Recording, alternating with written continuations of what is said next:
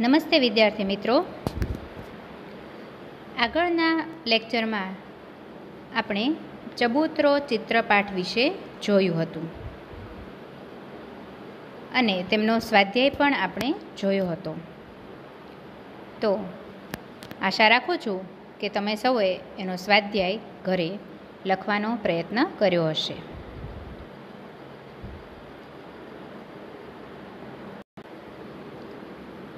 આજે આપણે આપણા અભ્યાસક્રમના ચેપ્ટર નંબર 2 પર્વત તારા એ કાવ્યની સમજૂતી મેળવવાના છીએ.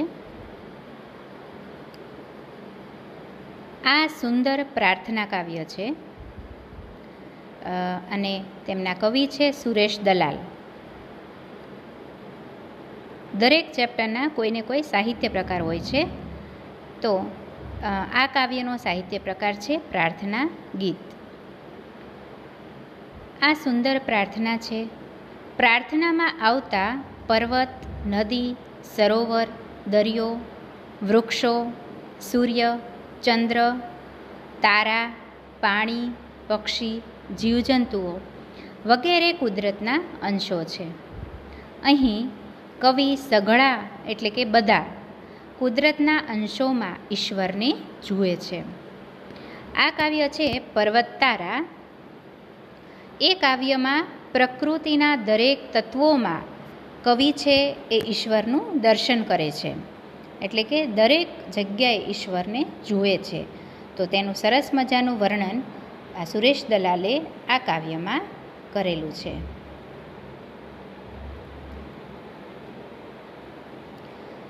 કાવ્ય શરૂ કરતાં પહેલાં આપણે એકવાર કાવ્ય પાઠ વાંચીએ. પર્વત તારા પહોળા ખંભા, સર્વર તારી આંખ, હે ઈશ્વર હું તને જોઉં છું ક્યાંક ક્યાંક ને ક્યાંક.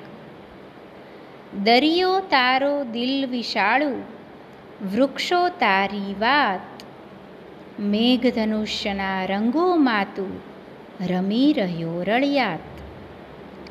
તું તરણાનો તારણહારો, ઝરણાનો તું નાદ, ફૂલ ફૂલની રંગ સુગંધે તારી છે સોગાદ.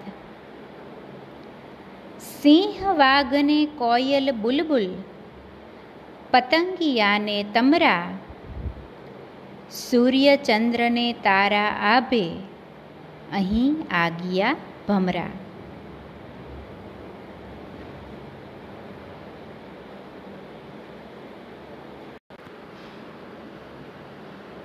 રાડ ત્રાડને લાડની સાથે મોર પીછનો સૂર, સંતા કુકડી રમતો રમતો રહે નજીક ને દૂર. અજવાળાના કાંઠા વચ્ચે અંધારાની નદી વહે, એમાં મારી હોડીને આ કોણ હંકારે તું જ કહે. તો આ કાવ્યના પઠન બાદ હવે આપણે તેની સમજૂતી મેળવીએ. પર્વત તારા પહોળા ખંભા. પર્વત એટલે ડુંગર. પર્વત છે એ તારા પહોળા ખંભા છે. ખંભા એટલે ખભો, શોલ્ડર. તો અહીં ઈશ્વરને કહીને ઈશ્વરને પ્રાર્થના કરે છે કે પર્વત છે એ તારા પહોળા ખંભા છે. પર્વત છે, મોટા મોટા પર્વતો એ જાણે તારા ખંભા છે. સર્વર તારી આંખ. સર્વર એટલે સરોવર, તળાવ. તો સરોવર છે એ જાણે કે હે ઈશ્વર તારી આંખ છે. હે ઈશ્વર હું તને જોઉં છું ક્યાંક ક્યાંક ને ક્યાંક.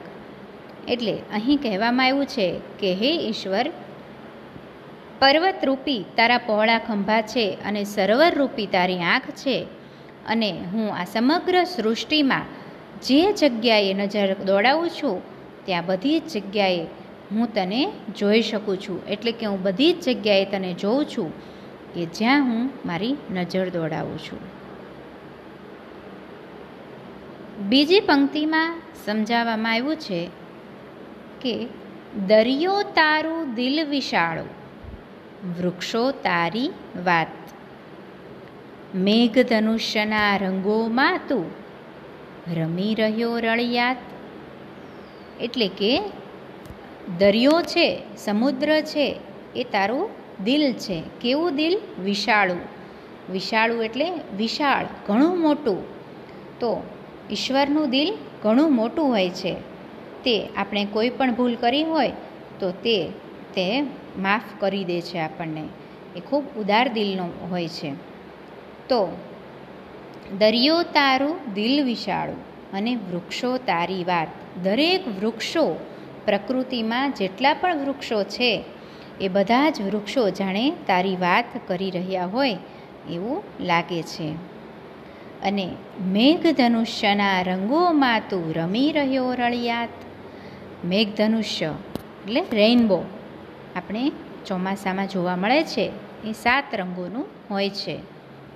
તો એ મેઘધનુષ્યના રંગોમાં તું રમી રહ્યો રળિયાત એટલે તું સુંદર રીતે રમી રહ્યો છે. રળિયાત એટલે સુંદર. તો એ મેઘધનુષ્યના 7 રંગોમાં તું ખૂબ સરસ રીતે રમી રહ્યો છે.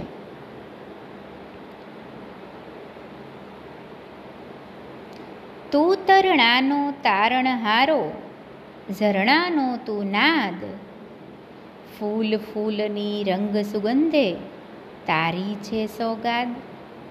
અહીં ઈશ્વરને આપણા બધાનું કલ્યાણ કરનારો એટલે કે તું તરણાનો તારણહારો. તરણું એટલે નાનકડું તણખલું, નાનકડું ઘાસનું તણખલું હોય એને તરણું કહેવાય છે. તો તારણહારો એટલે એમાંથી આપણને પાર ઉતારનારો, ઉગારનારો. એટલે આપણે માત્ર તરણા જેવા તુચ્છ મનુષ્યો છીએ તો તેને આ જીવનરૂપી સંસારરૂપી સમુદ્રમાંથી આપણને પાર ઉતારે છે. તો તું તરણાનો તારણહારો. તરણું જે જતું હોય એને તું તારી શકે છે. તો તું એટલો મહાન છે. અને ઝરણાનો તું નાદ. ઝરણું એટલે ખળખળ વહેતું, જે ડુંગરોમાંથી ધોધ પડતો હોય અને એમાંથી જે ઉપરથી પાણી ધીમે ધીમે વહેતું નીચે વહેતું હોય નદી સ્વરૂપે, એને નદી, મોટું હોય તો એને નદી નામ આપવામાં આવે છે. પરંતુ જો નાનકડું એવું વહેણ હોય તો તેને ઝરણું કહેવામાં આવે છે. એટલે એ ઝરણું જ્યારે વહેતું હોય તો તેનો નાદ એટલે તેમાં પાણીનો જે ખળખળ ખળખળ અવાજ આવતો હોય, નાદ એટલે અવાજ, મધુર આપણને સાંભળવો ગમે એવો અવાજ. તો તું તરણાનો તારણહારો, ઝરણાનો તું નાદ એટલે તું ઝરણાનો અવાજ છે. અને ફૂલ ફૂલની રંગ સુગંધે તારી છે સોગાદ એટલે દરેક ફૂલની જાણે રંગો અને સુગંધ દ્વારા તું અમને કંઈક ભેટ આપી રહ્યો છે, અમને સોગાદ આપી રહ્યો છે. સોગાદ એટલે કે ભેટ, ઇનામ. તો આ દરેક ફૂલો જેટલા પણ અહીં ધરતી ઉપર જે ફૂલો ખીલી રહ્યા છે તો એ બધાના રંગ દ્વારા અને સુગંધ દ્વારા તું અમને સરસ મજાની ભેટ આપે છે. એટલે દરેક ફૂલની રંગ અને સુગંધમાં પણ તું વસેલો છે.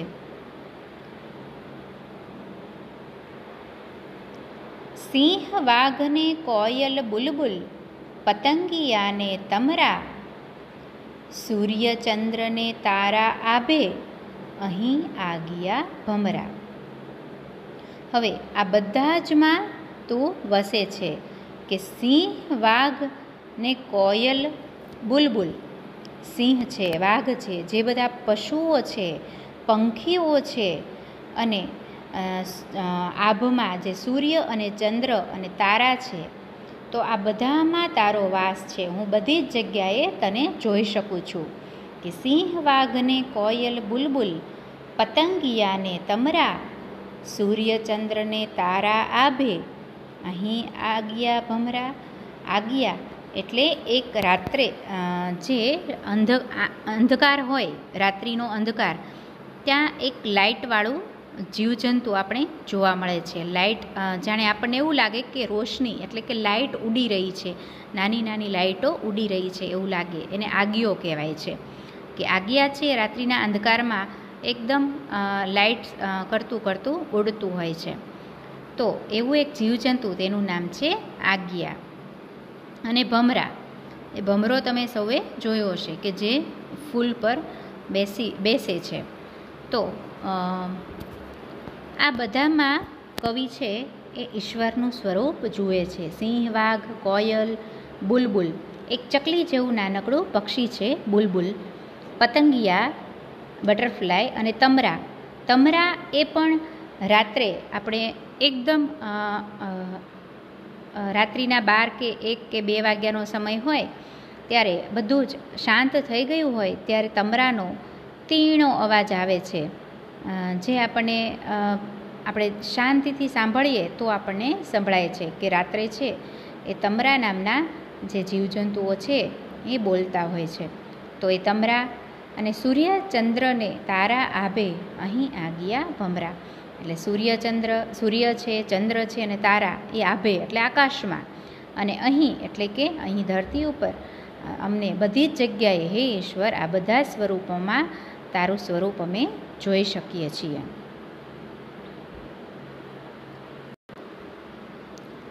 પછીની પંક્તિ છે, રાડ ત્રાડને લાડની સાથે મોર પીછનો સૂર, સંતા કુકડી રમતો રમતો રહે નજીકને દૂર.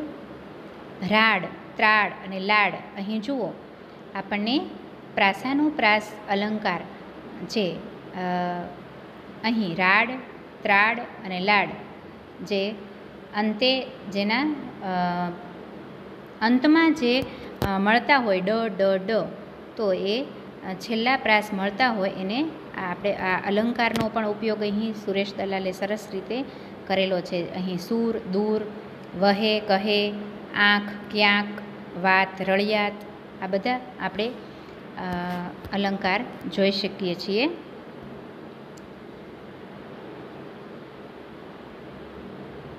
રાડ ત્રાડને લાડની સાથે મોરપીંછનો સૂર. એટલે રાડ એટલે ચીસ પાડીએ ને એ, તો કોઈની રાડ પાડે છે તો એમાં, અને ત્રાડ એટલે કે ગર્જના, જે સિંહ જંગલમાં ત્રાડ પાડે છે એટલે કે સિંહ જંગલમાં જે ગર્જના કરે છે એ, અને લાડની સાથે, લાડ એટલે લાડકોડ સાથે કોઈ વહાલથી કોઈ બોલે છે તો એમાં, અને જે મોરપીંછનો સૂર છે તો આ બધી જ જગ્યાએ મોરપીંછ એટલે મોરનું પીછું, તો એનો જે સૂર, એનો જે અવાજ, તો આ બધામાં ઈશ્વર ક્યાંક ને ક્યાંક અહીં કવિ જોઈ શકે છે. સંતા કુકડી રમતો રમતો રહે નજીકને દૂર. એટલે કે ક્યારેક નજીકથી ગર્જના, ક્યારેક દૂરથી ગર્જના સાંભળવામાં આવે છે, ક્યારેક નજીકનો અવાજ સાંભળવામાં આવે છે. તો ક્યારેક ક્યારેક અમને એવું લાગે છે કે તું અમારી સાથે સંતા કુકડી રમતો રમતો ક્યારેક અમારી નજીક આવે છે અને ક્યારેક અમારાથી દૂર થાય છે. તો ઈશ્વર છે એ ક્યારેક આપણને નજીક હોવાનો અહેસાસ થાય છે ને ક્યારેક આપણાથી દૂર હોવાનો અહેસાસ થાય છે. અજવાળાના કાંઠા વચ્ચે અંધારાની નદી વહે, એમાં મારી હોડીને આ કોણ હંકારે તું જ કહે. એટલે કે અજવાળાના કાંઠા વચ્ચે એટલે જીવનમાં ખૂબ સુખરૂપી અજવાળું છે, આપણા જીવનમાં હંમેશા સુખ જ રહે એવું અહીં કવિ ઈચ્છે છે કે આપણા જીવનમાં જે અજવાળાના કાંઠા વચ્ચે, એટલે આપણે અજવાળાના કાંઠા, અંધારાની નદી એવું કંઈ હોય નહીં ખરેખર, પણ અહીં કવિ સુંદર રીતે કવિતામાં આલેખન કરે છે, અલગ અલગ પ્રતીકો આપીને, અલગ અલગ સિમ્બોલ આપીને, કે અજવાળાના કાંઠા એટલે આપણા જીવનમાં જે સુખ રહેલું છે એ બંને કાંઠે સુખ વહી રહ્યું છે. એની વચ્ચે ક્યારેક ક્યારેક અંધારાની નદી વહે, એટલે કે આપણા જીવનમાં ક્યારેક દુઃખ પણ આવે છે, અંધારા રૂપી આપણા જીવનમાં ક્યારેક દુઃખ પણ આવે છે. તો એમાં મારી હોડીને આ કોણ હંકારે તું જ કહે. એટલે કે મારા જીવનમાં જે સુખ અને દુઃખનું વહેણ આવે છે તો એમાં અમારા જીવનરૂપી હોડી, અમારું જીવન છે એ ચાલે છે, એમાં ક્યારેક સુખ અને ક્યારેક દુઃખ આવે છે. તો એવા મારા જીવનને એટલે કે જીવનરૂપી હોડીને આ સંસાર સાગરમાં કોણ ચલાવે છે? હંકારે એટલે ચલાવે. તો કોણ ચલાવી રહ્યું છે એ તું જ કહે. એટલે આખી વાત દ્વારા આપણને કવિ કહેવા માગે છે કે પ્રકૃતિના દરેક તત્વોમાં, એ પર્વત હોય, નદી હોય, દરિયો હોય, સૂર્ય, ચંદ્ર, તારા હોય, કે પક્ષીઓ હોય, કે જીવજંતુઓ હોય, કે કોઈ પણનો અવાજ હોય, તો એ બધી જ જગ્યાએ ઈશ્વર આપણને જોવા મળે છે. ઈશ્વર છે એ સર્વત્ર છે, એટલે બધી જગ્યાએ વ્યાપેલા છે. સર્વત્ર એટલે બધી જ જગ્યાએ, સઘળે. તો અહીં ઈશ્વર બધી જ જગ્યાએ આપણને જોવા મળે છે. અહીં આ કાવ્ય પૂર્ણ થાય છે. આ કાવ્યની શબ્દ સમજૂતી જોઈએ. ખંભા એટલે કે ખભા, શોલ્ડર આપણા હોય છે ને, એને ખંભા કહેવાય છે. સરોવર એટલે સરોવર, તળાવ, કુદરતી રીતે બનેલું સરોવર અને તળાવ પણ કહી શકાય છે. વિશાળું એટલે કે વિશાળ, ઘણું મોટું. રળિયાત એટલે અહીં એનો અર્થ થાય છે સુંદર. તરણું એટલે કે તણખલું, ઘાસનું નાનકડું એવું જે તણખલું હોય એ. નાદ એટલે કે સામાન્ય રીતે મધુર લાગતો મોટો અવાજ. આપણે કંઈક શંખ વાગતો હોય અને સરસ મજાનો અવાજ આવતો હોય એટલે આપણને ગમે અને એ અવાજ ખૂબ મોટો હોય તો એને નાદ કહેવામાં આવે છે. સોગાદ એટલે ભેટ. આગિયા એટલે રાત્રિના અંધકારમાં ટમટમતું જીવડું. ત્રાળ એટલે ગર્જના. હવે આપણે ભાષા સજ્જતા જોઈએ. ઉચ્ચારણ વિષયક સજ્જતા.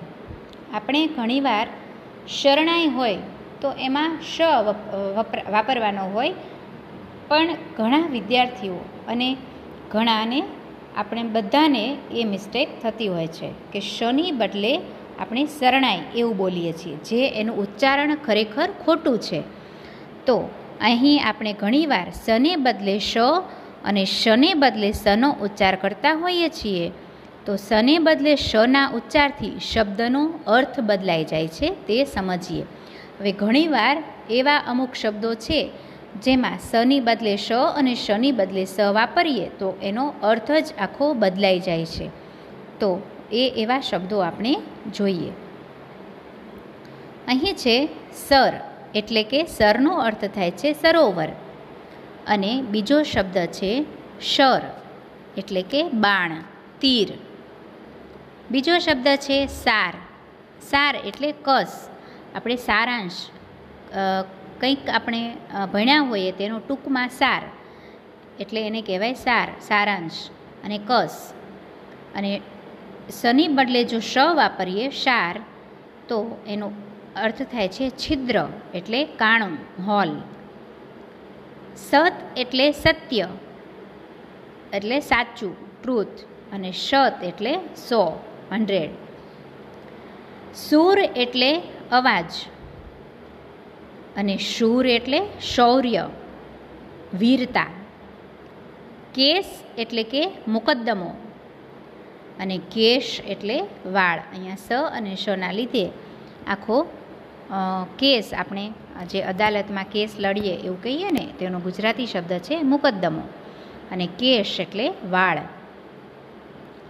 પાસ એટલે ઉત્તીર્ણ. એટલે આપણે કહીએ કે અમે આમાં પાસ થઈ ગયા પરીક્ષામાં, તો એ ઉત્તીર્ણ થઈ ગયા. અને પાશ એટલે ફાંસો. પાશ એટલે ગળે ફાંસો ખાઈએ તો પાશ કોઈ બાંધી દે તો એને કહેવાય કે પાશ, તો ફાંસો. બરાબર. તો સ અને શના ઉચ્ચારણમાં આપણે ખૂબ ધ્યાન રાખવું જોઈએ, નહીંતર અર્થનો અનર્થ થઈ શકે છે. એ પછીનું આપણે ભાષા સજ્જતામાં જોઈએ કે કૌંસમાંથી યોગ્ય અક્ષર પસંદ કરી અને ખાલી જગ્યા પૂરો. આ તમારે તમારી રીતે એક્સરસાઇઝ કરી અને બુકમાં લખવાનું છે કે નુકસાન કે નુકસાન શું એમાં આવે, સા સાચો છે કે શા. એવી જ રીતે સીવણ કે શિવણ, સરોવર કે સરોવર, રિશેષ કે રિસેસ, સમસ્યા કે સમસ્યા, શિકાર કે શિકાર, શાબાશી કે શાબાશી શાબાશી, વિશેષ કે વિશેષ. બે શે છે તો એમાં પણ ઉચ્ચારણ ફેર થાય તો શબ્દના અર્થ બદલાઈ શકે છે. તો અહીં તમારે આ એક્સરસાઇઝ જાતે કરવાની છે.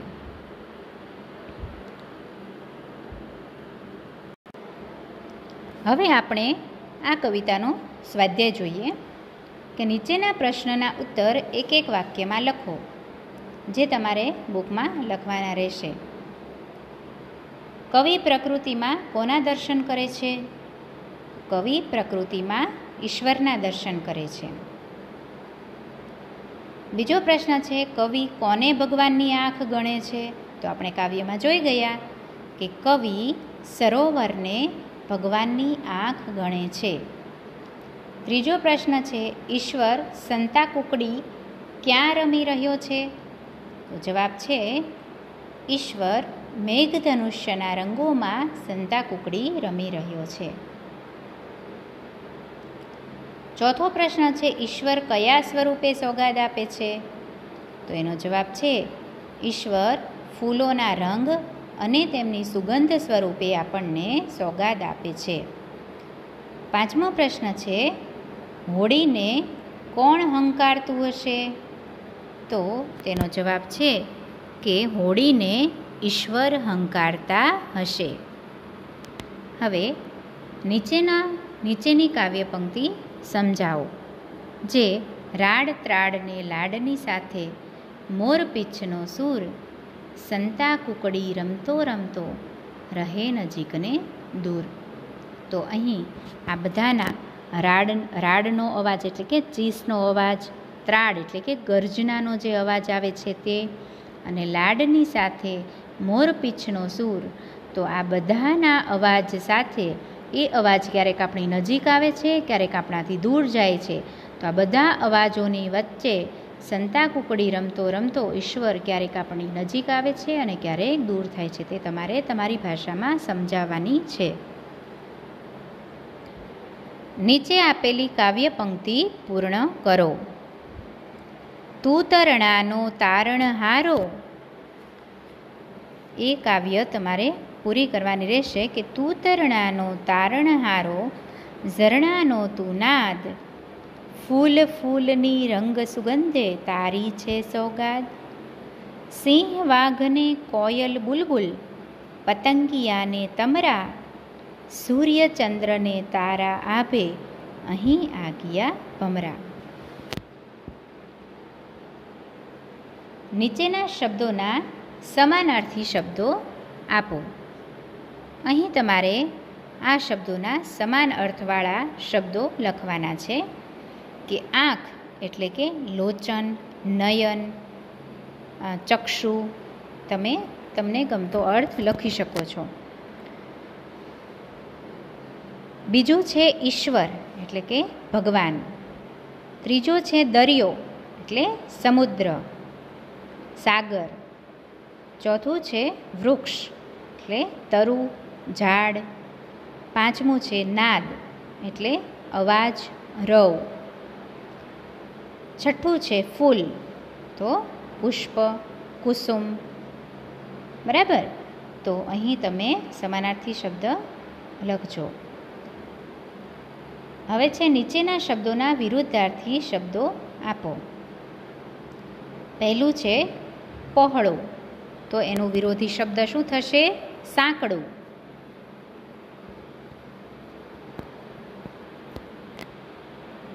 પછી છે વિશાળ એટલે કે મોટું, તો આપણે એનું શું લખશું કે સૂક્ષ્મ એટલે નાનું.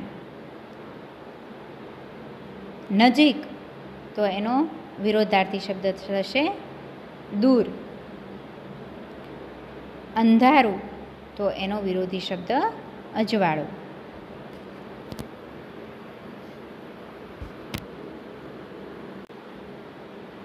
પછીનો પ્રશ્ન છે કે ઉદાહરણ પ્રમાણે કાવ્યમાંના પ્રાસની શબ્દ જોડી બનાવો. એમાં અહીં ઉદાહરણ આપેલું છે કે વાત તો રળિયાત, જે અંતે જે પ્રાસ મળતા હોય, મેં તમને હમણાં કહ્યું કે આંખ ક્યાંક, વાત રળિયાત, નાદ સોગાદ, તમરા ભમરા, સૂર દૂર, વહે કહે. તો આવી અંત્યાનુપ્રાસ એટલે અંતે જે પ્રાસ મળતા હોય, તો અહીં આપણે આ અંત્યાનુપ્રાસ નામનો અલંકાર છે, જેનો અહીંયા કાવ્યમાં સુંદર પ્રયોગ સુરેશ દલાલે કરેલો છે. તો એ આ પ્રાસની જોડી તમારે અહીં લખવાની છે. પછીનો પ્રશ્ન છે સ અને શથી બનતા 4 શબ્દો લખી એનો અર્થભેદ દર્શાવો. જે આપણે હમણાં જોયું ને કે સ અને શ એ ઉચ્ચારણ ભેદે તેનો અર્થ કેવી રીતે બદલાય છે, તો તમારે તમારી રીતે એવા 4 શબ્દો શોધી અને લખવાના છે. અહીંયા ઉદાહરણ આપેલું છે, સાપ એટલે સર્પ અને શાપ એટલે બદદુવા. તો એવા શબ્દો શોધીને લખવાના છે. તો અહીં આપણે આપણું આ ચેપ્ટર પૂરું કરીએ છીએ.